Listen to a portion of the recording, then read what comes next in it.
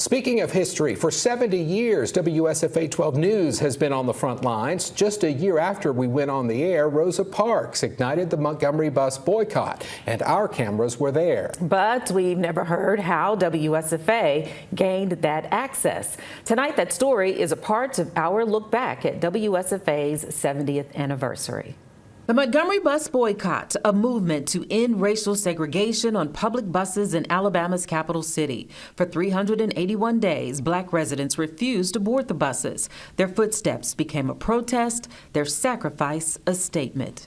But I think if you go back and look at the whole civil rights movement as it developed, you can find that the impetus of what developed into the civil rights movement is the Montgomery bus boycott.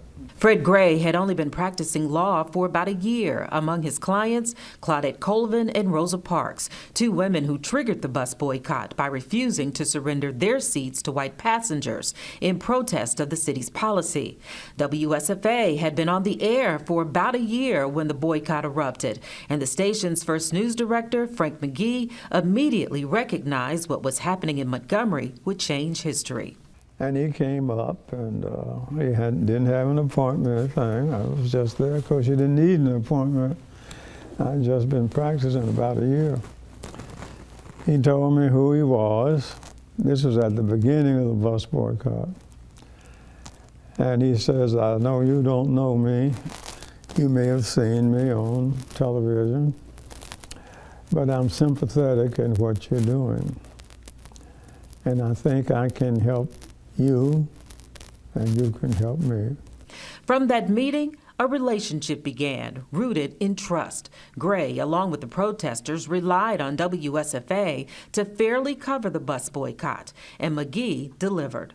I think they did an excellent job. I think they did a very good job, a thorough job, and that's what Frank McGee had told me they were going to do.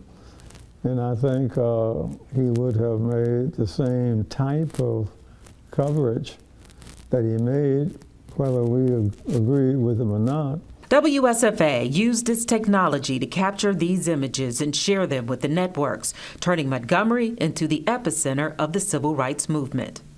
I never told anybody about it until now. Now, 70 years later, it's a story of courage and of how a lawyer and a journalist worked together to carry the civil rights movement from Montgomery to the world. And we've been collecting these stories about WSFA's 70th anniversary throughout the year, and you can see them all right now. Just go to WSFA.com/70.